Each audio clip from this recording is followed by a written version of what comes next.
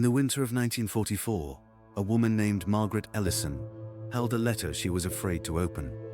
Her husband was already dead, and the paper in her hands was about to decide whether he had died a hero or a clerical error. Before the war, they had almost nothing, and it was enough. Margaret was 26 when she married Thomas Ellison in a small church in Columbus, Georgia. He worked at the rail yard. She took in sewing.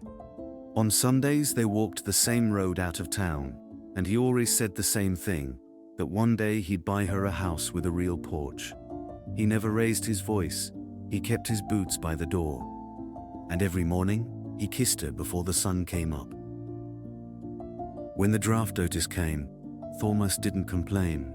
He folded it once, set it on the table and said, "I'll come back, Margie. I always come back." She held on to that sentence like it was a rope. It was the last promise he ever made her. Sergeant Thomas Ellison served with the 34th Infantry Division. In January of 1944, they reached the Rapido River, below the ruins of Monte Cassino. The water was black and freezing, and the German guns had every yard of it zeroed in. When the boats broke apart, men went under with 80 pounds of gear on their backs. Thomas pulled one man out. His name was Private Doyle. He went back and pulled out a second, a radioman named Hutchins. Both men lived to be old. Then Thomas heard a third voice in the water. Witnesses said he didn't hesitate. He went back one more time. He never came up. The telegram reached Columbus in February. Margaret read it once. She did not cry in front of the boy who delivered it. She thanked him, closed the door, and then folded the telegram into the family Bible, the same Bible her mother had given her.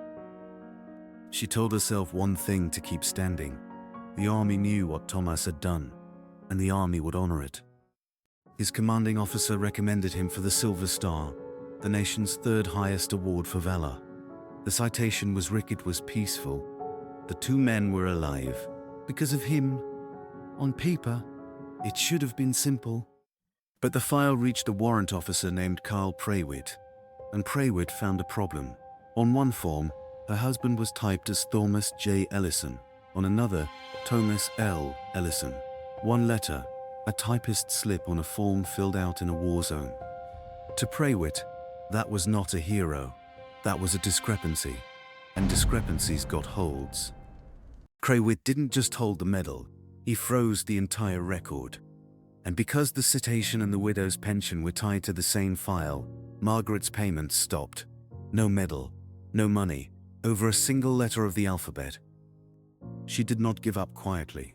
She took the bus to the records office 3 times. She wrote 7 letters. She brought her marriage certificate, her husband's photograph, the telegram itself. Each time, a clerk told her the same thing. The file was on hold, and holds required a formal review. Once, she waited 4 hours to speak to Prewitt himself. He gave her 90 seconds. He said the rules were the rules, and that if it were up to him, people would learn to spell their own names correctly. Then he called the next number. Margaret Ellison had run out of doors to knock on, but her story reached one more man, a colonel named Ray Callahan. He wasn't in her husband's chain of command. He had never met her. He owed her nothing at all. But Callahan lived by one rule. When a good man's name gets buried under paperwork, somebody has to dig it back up. He read the file once, then he reached for the phone. The first call went to the records office. A clerk recited the policy. Names must match exactly, no exceptions. Callahan listened to all of it. Then he said, quietly, "A man drowned pulling soldiers out of that river. Don't tell me the rules can't find room for the truth." The clerk said he was sorry. The hold stayed. So Callahan made the second call, this time to Prewitt himself. "You've got a widow with no medal and no money," he said, "because of one letter. So fix the letter." Prewitt answered that corrections required a formal review, and reviews took months. Callahan looked at the calendar on his own wall. Margaret Ellison did not have months. So Callahan made the third call, not to the clerk, not to Prewitt. He called the general's office, a man who had crossed the Rapido himself and lost friends in that same black water. Callahan gave him the name, he gave him the date. He gave in the river, and then he said 7 words: "Release the hold, today." By the end of the week, the hold was gone. The citiation was reinstated, the pension order was signed. And Carl Prewitt, the man who couldn't spare one letter for a dead soldier, received new orders of his own. A records post in the Aleutian Islands, where the wind never stops and the paperwork never mattered to anyone at all. Callahan drove to Columbus himself. He set the silver star on her kitchen table, and beside it, he placed something else, a small, worn brass coin. Margaret asked what it was.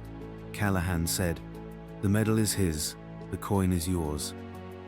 She asked him why, and the colonel said only 4 words: "Because somebody saw." Margaret Ellison never remarried. She hung the silver star on the wall where the morning light would find it, the same light that once found her husband's photograph. But the coin she kept in the family Bible, next to the telegram, on the same page where she had folded away the worst day of her life. She lived a long time. She lived to be 96. When she passed, her granddaughter opened the old family Bible. The telegram was still there, and so was the coin. On one side, worn almost smooth by 70 years of a widow's thumb, 4 faint words were still readable. Somebody saw. So did I. If this story reached you, do me a favor. Pass it on. Share it with a veteran in your life, someone who deserves to know that somebody saw. And if you haven't yet, hit that subscribe button. There are more Callahan files coming, more names the paperwork tried to bury. Because for every soldier they almost forgot, somebody has to dig the truth back up. As long as this channel stands, somebody will. Somebody saw. So did I.